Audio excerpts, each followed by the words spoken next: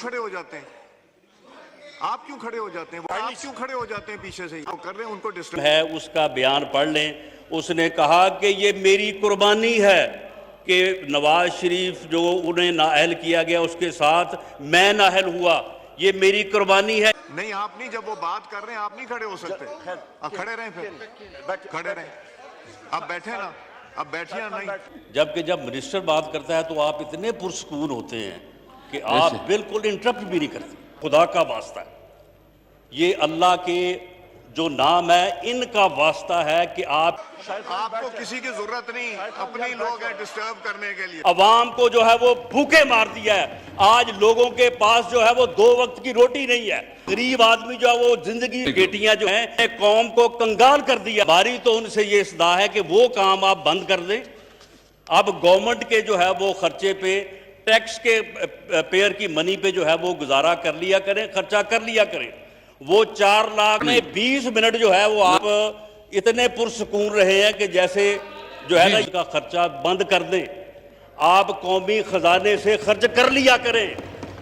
उसकी वजह ये है कि ये हम जो हैं ये 5 अरब खर्च करके 500 अरब वो लोगों की जेबों से निकाल। और ये भी बता दूंगा कि ये जितने बहरान ये हुए हैं, ये डकैती, आटा डकैती, अद्वियात डकैती, पेट्रोल डकैती, उनमें जो है वो कौन कौन सी ATM जो है वो मुलव्वस है।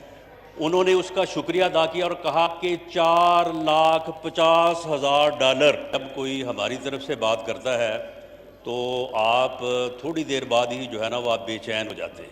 अस्सलाम वालेकुम नाज़रीन कराम, आपको मुकम्मल वीडियो दिखाते हैं। राना सनाउल्लाह का तारीखी खिताब, ऐसी तकरीर की कि पूरे ऐवान को हिला कर रख दिया। राना सनाउल्लाह ने कहा कि मुल्क की मईशत इस वक्त कहाँ खड़ी है और हम आपस की लड़ाइयों से फारग नहीं हो रहे। आप ये वीडियो देखिए, फिर इस पर डिटेल में बात करते हैं। चेयरमैन जो है वो हमने बनाया है। ये आप दुरुस्त कहते हैं कि नैब का चेयरमैन आपने बनाया। जनाब स्पीकर, नैब के चेयरमैन की वीडियो किसने बनाई है? आपने। नैब के चेयरमैन की वीडियो दिखाई किसने है? आपने। वो जो तैयबा गुल थी उसका राब्ता किससे हुआ था? आपसे। उसके खिलाफ जो इंक्वायरीज थी वो किसने ख़त्म करवाई? आपने। उसका जो खामन था फारूक मलक, वो जेल में था, उसको बाहर किसने निकलवाया? आपने। उसकी जो बकिया 5 वीडियोज़ हैं वो किसके पास है? आपके पास।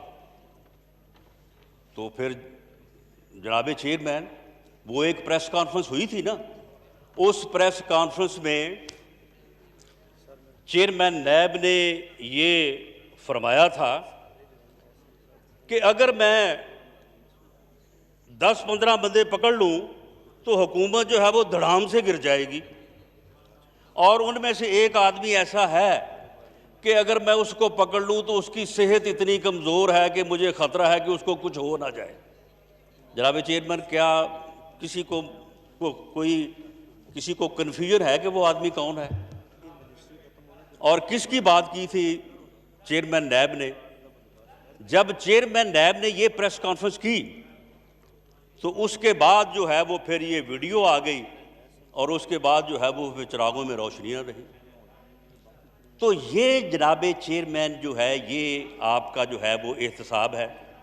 और इस एहतसाब से आप खौफ, इंतकाम, तकब्बर, और ये खौफ जो है ये आपके अंदर जो है वो पता नहीं क्यों इतना समाया हुआ है कि आपका हर एक्शन जो है वो इस खौफ के ताबे है। नहीं जनाब स्पीकर, इसमें देखें, या तो फिर आप जो बात उस दिन मीटिंग में आपके साथ जो अरेंजमेंट तय हुआ था, या तो आप फिर उस अरेंजमेंट के मुताबिक जो है वो फिर दूसरी तरफ से बात ना करने दें। जब आप उनको बात करने दें और वो फिर इल्ज़ामात लगाएं नाम लेके PMLN की क़यादत का, पीपल्स पार्टी की क़यादत का, तो फिर आप थोड़ा जो है वो इसमें आप जो है वो हमें भी फिर जवाब जो है वो देने दें। तो जनाब स्पीकर, मैं मुख्तसरन ही बात करूँगा। जब कोई हमारी तरफ से बात करता है तो आप थोड़ी देर बाद ही जो है ना वो आप बेचैन हो जाते हैं। जबकि जब मिनिस्टर बात करता है तो आप इतने पुरसकून होते हैं कि आप बिल्कुल इंटरप्ट भी नहीं करते। और अपोजिशन भी आपकी कोशिशों की भी मोतरफ है और आपकी लिमिटेशन की भी। आपने 6 माह मेरा प्रोडक्शन आर्डर जारी नहीं किया, को हमने एक बार भी एहतजाज किया?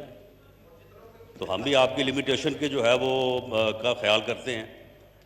اور دوسری بات یہ ہے کہ وہ میری ایک پٹیشن جو ہے پریویلیج موشن وہ آپ کے پاس پڑی ہے تقریباً پچھلے 4-5 ماہ سے.